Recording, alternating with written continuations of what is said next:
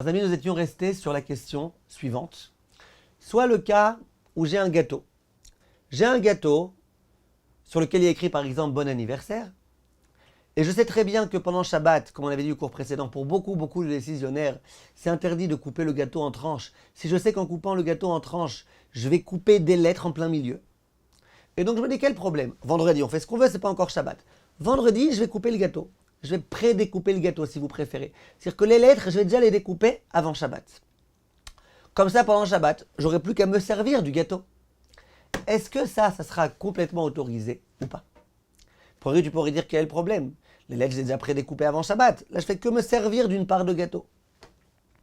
Évidemment, je répète, je ne parle pas d'un cas où tu as pré-découpé le gâteau entre les lettres. Ça, on avait dit la fois précédente qu'il n'y a pas tellement de problème.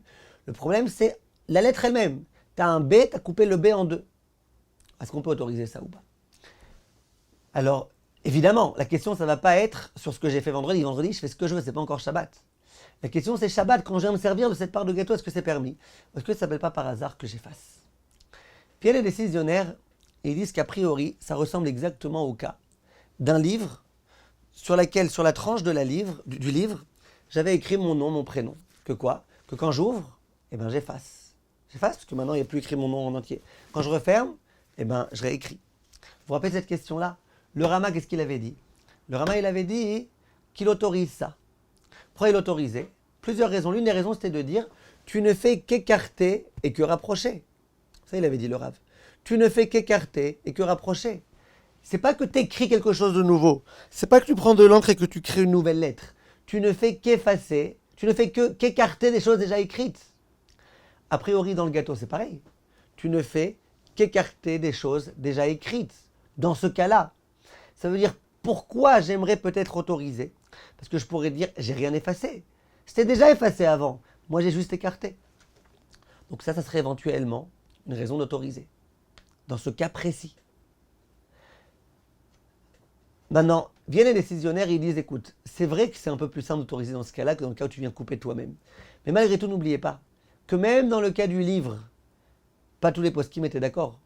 Le Chazon Ish, il n'avait pas du tout aimé ça. Le Chafetz Chaim, il avait dit que c'est que dans le cas où tu n'as aucun choix, que tu n'as que ce livre-là et que tu as besoin d'étudier dans ce livre qu'on t'autorisera. Mais a priori, tout d'abord, il avait dit n'écris pas sur les tranches des livres que tu vas ouvrir pendant Shabbat. Deuxièmement, il avait dit c'était un autre livre, sers-toi d'un autre livre. Vous voyez que ce n'est pas tellement évident. Le Levouche, il avait voulu dire que c'est une sorte d'Eoraïta. Donc c'est vrai qu'en pratique, quand il n'y a pas le choix, on autorisera à ouvrir et à fermer ce livre.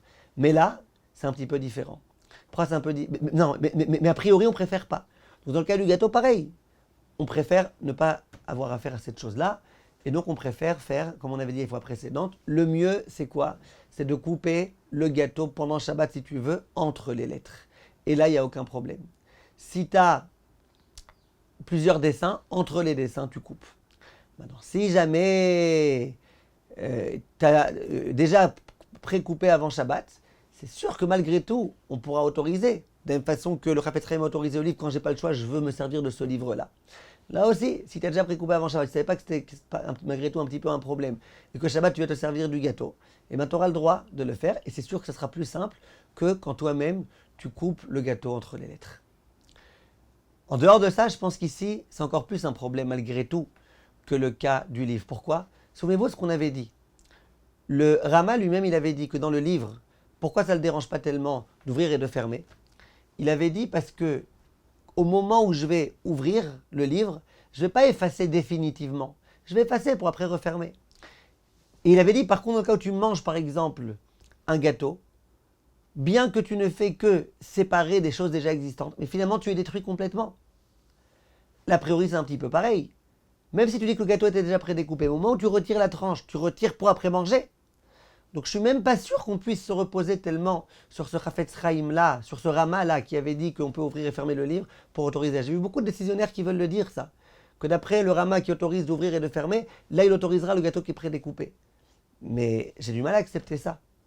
D'autant que le Rama, l'une des raisons qu'il avait apportées, il avait dit c'est comme une porte. Quand tu ouvres une porte et que tu fermes une porte, est-ce que tu vas dire qu'à chaque fois que tu ouvres la porte, tu es en train de détruire la maison et quand tu fermes la porte, tu es en train de construire la maison? Non, il avait voulu dire qu'un livre qui est fait pour être ouvert et fermé, c'est pareil. Dans le gâteau, on ne peut pas dire ça. Parce que le gâteau, une fois que tu te sers, tu n'es plus censé après remettre la tranche. Donc pour toutes ces raisons-là, je pense que l'idéal, c'est soit de dire, ah, d'accord, le Rav Ovadia, il a autorisé, vous vous rappelez le cours précédent, de couper même au milieu des lettres, donc j'autorise. Mais vous vous rappelez que le Rav Ovadia, il avait dit comme Mahmir Tavo Alav Bracha.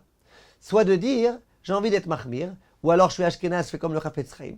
Donc dans ce cas-là, essayez vraiment soit de couper entre les lettres, soit avant Shabbat d'avoir coupé, mais d'avoir bien séparé déjà les tranches pour faire en sorte qu'au moment où pendant Shabbat tu prennes la tranche, tu ne sois pas du tout en train d'effacer. Le Rav Mordechai Eliyahu lui a un autre conseil. Le Rav Mordechai Eliyahu dit quand tu as un gâteau sur lequel il y a écrit bon anniversaire et que tu veux le couper, eh ben coupe toute la partie du haut d'un trait, comme ça tu n'as rien effacé du tout. Et après le gâteau tu le coupes en tranches. Vous avez bien compris qu'il a complètement esquinté le gâteau là, en faisant ça. Donc c'est pas le conseil que les gens en général préfèrent faire. Quant à mes chers amis, et à bientôt.